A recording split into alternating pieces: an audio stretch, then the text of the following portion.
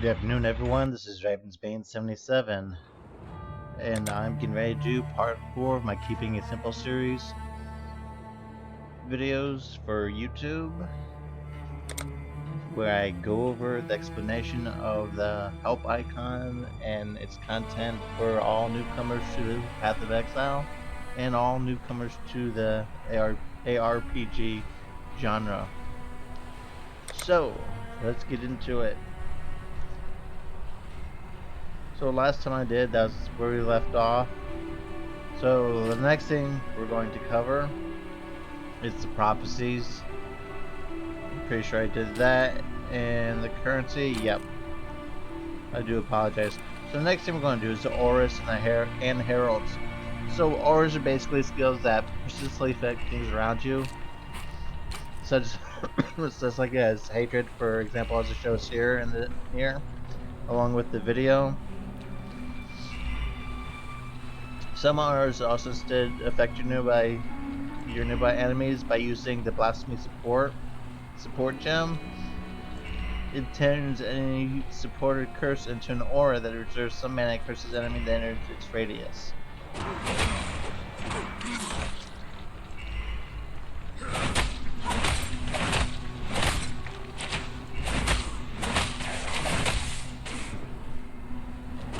So heralds also reserve mana and grant benefits that are some of the aura skills. So basically, you can have the Herald of Ash, Herald of the Storm,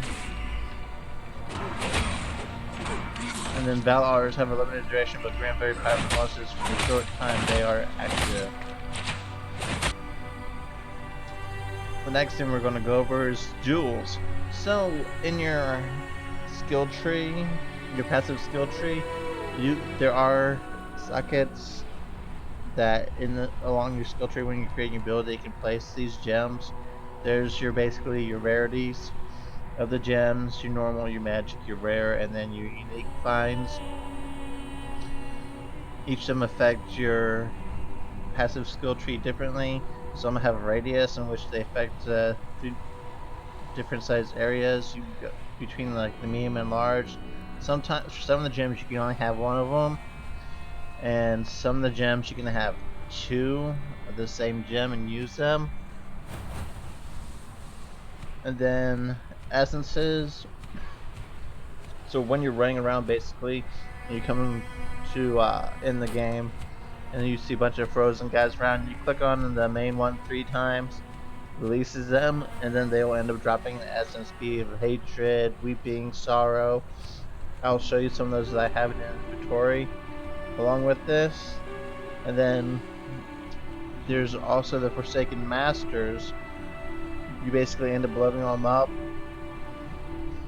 Then once you get them leveled up, they offer items that once you get them to higher levels, they offer items you can't find anywhere else.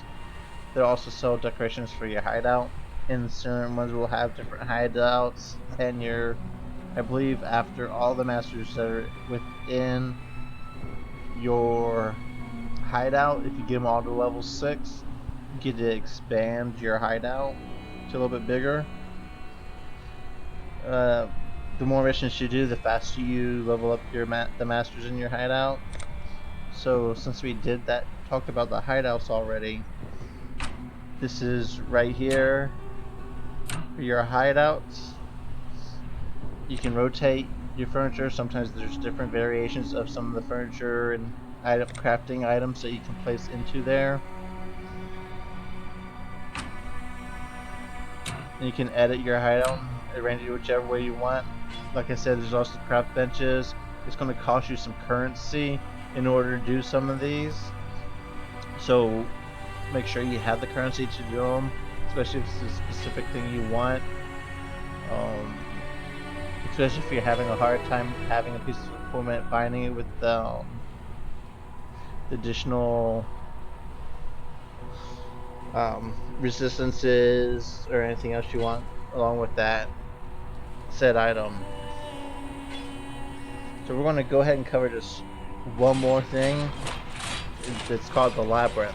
So the Labyrinth is basically dungeons, anything like in the Path of Exile. It's filled with perilous traps and stuff like that, and puzzles and stuff like that, and it helps you ascend your character. You get a fight 3 times. You get to fight Zaro 3 times. After the 3rd time you defeat him, you get 2 points for your ascension. And there's 4 versions of the labyrinth. Each will set different types of requirements, and you have different items. You have like silver keys, you have treasure keys and things like that. And it's usually better later on in the game. You get more keys and a higher rarity of items found in the chest at the end of the ascendancy fights. But once again, I do want to thank everyone for watching this video. If you have any questions or comments, please leave those in the comment section below. And I look forward to doing my next video, probably either tonight or tomorrow. Yeah, have a great day and be blessed, everyone.